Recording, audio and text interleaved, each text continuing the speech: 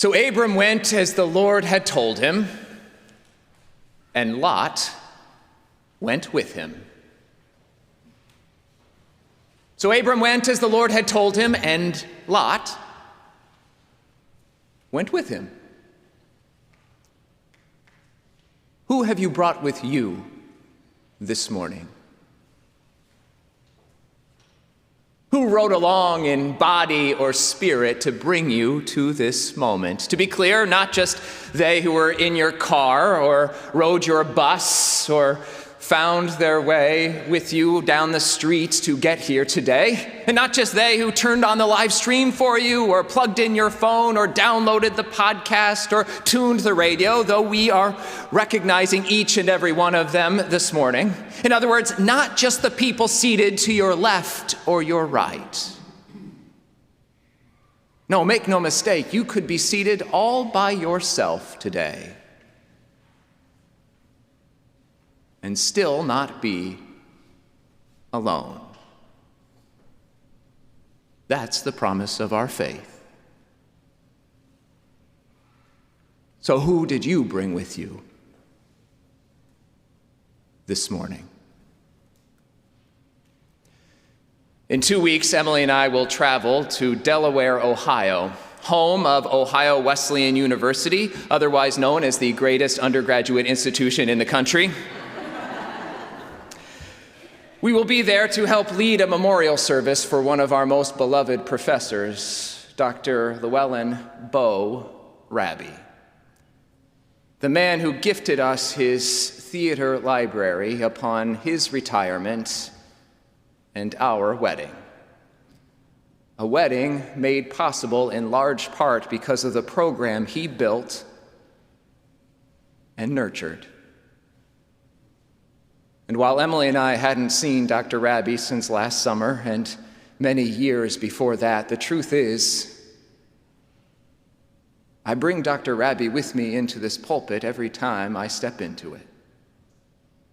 Sure, in some practical ways, that is, by always remembering the power of a pause,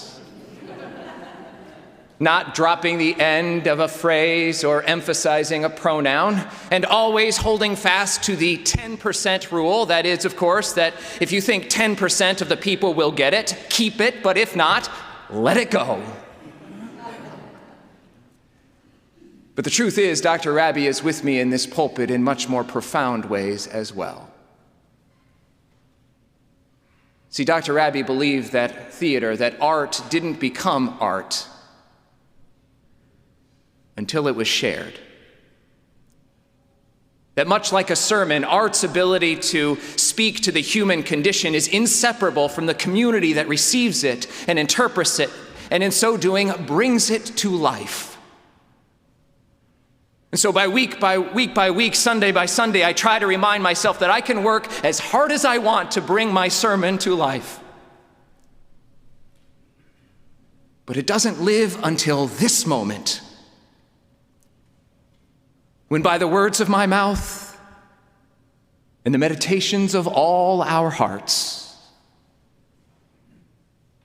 it comes alive together. And so Dr. Raby is one of those people I bring along with me this morning. Who do you bring with you?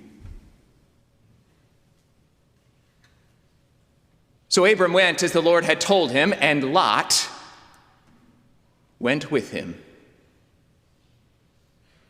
This is the second Sunday of our Lenten season, that 40-day journey. Though it is not an outward journey, Lent is an inward journey. And the companions that we walk alongside are not always with us literally. Sometimes they are with us figuratively. But just like Abram in our story, we all bring a lot with us, don't we? Some of us more than others. We all bring with us the challenges of the last few years, the highs and lows, that is, the vicissitudes of life that we all have to face, the anxiety of living in the world right now at this very moment. But make no mistake, we also bring with us all of the people who have walked with us to date. All of the people, for better or worse, who have come alongside us, all of the words of encouragement, and yes, every once in a while, those words of discouragement that formed us, that shaped us into who we are. Who have you brought with you this morning? Do you have a Dr. Rabbi?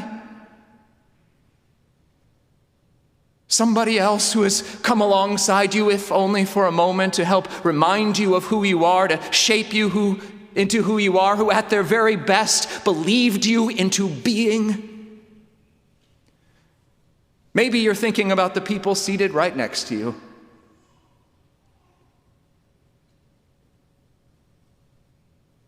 Maybe you're thinking about those who used to.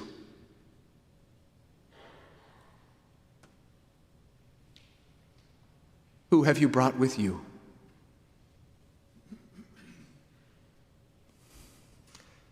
Our theme for this Lent is the inward journey. It is a reminder, as Howard Thurman tells us, that when we go deep enough inside ourselves, we come up inside all other people. When we go deep enough inside ourselves, we come up inside all other people. Only if we're honest, we don't always like to go that deep inside ourselves. It takes a little courage to look in the mirror. It takes courage to go deep. Some of us will go miles out of our way just so we don't have to take that first step inside, for fear of what we might find, for fear of who we might find. Thank God we have Lent.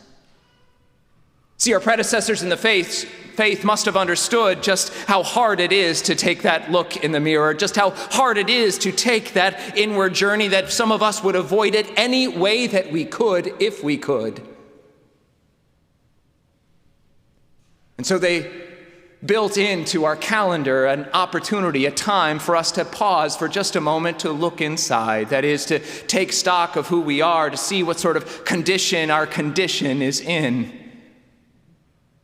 Maybe they recognize that before we can appreciate the good news of Easter, that before we can appreciate the new life promised in the death and resurrection of Christ, we also have to pay attention to the life we are living right now. What good is new life if we don't know anything about the life we have right in this moment? And it might take a little death and resurrection of our own to find our way to Easter. And if that sounds hard, the good news is, we don't have to do it alone. That's why we're here. That's why we have Lent together, because we know that even the most faithful person only gets by with a little help from their friends. Look at Abram. See, we hear this story of Abram. It's the very beginning of his life and ministry. We love to jump straight to Father Abraham having many sons, and many sons having Father Abraham, which makes sense. It's catchy. And it is the founding myth of all three of the main faiths in our world. That is Christianity and Judaism and Islam. All three find their roots. They are the Abrahamic traditions. But we sometimes forget that before he was Abraham, he was Abram. And he had to go through some stuff to get there. And when we join him in the beginning of our story today, he is dealing with loss. Maybe some of us know the feeling.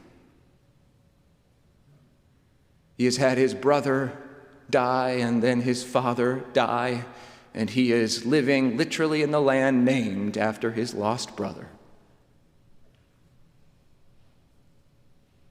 And while we don't hear it in the story, we have no recollection of it, he must have begun that inward journey that eventually led him to God, which makes sense. If we go deep enough inside ourselves and come up inside all other people, then we can't help but find God, because God is there in that space between you and me. And so somehow in that moment, in the midst of his grief, though it was tempting to camp out there,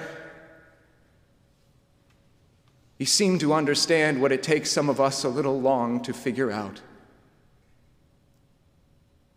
That the best way to honor the lives of those we have lost is by fully living our own. And in that moment of inward journey, he hears God's voice. Go. Leave your country and your kindred and your father's house and go where I send you. Leave your country and your kindred and your father's house and go wherever it is that I send you. It's a little ambiguous, but such is life. We don't always know where the journey ahead is going to take us. We don't even know where the next step is going to take us. It's a lot easier to know where we've been than where we are going, but all we really have is where we are.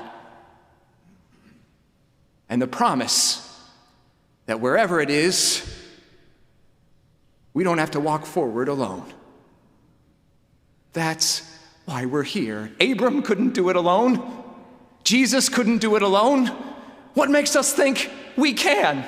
Friends, our faith is always personal, but it has never been solitary. That is why we're here together. Each of us has to take this inward journey, but when we do, we discover that we are bound to one another, that we need one another. As Dr. Rabi might say, just like art, just like a sermon, life is lived in the sharing. It is meant to be shared. Who have you brought with you this morning? Who has brought you? Lent is a time to figure it out together. May it be so. Amen.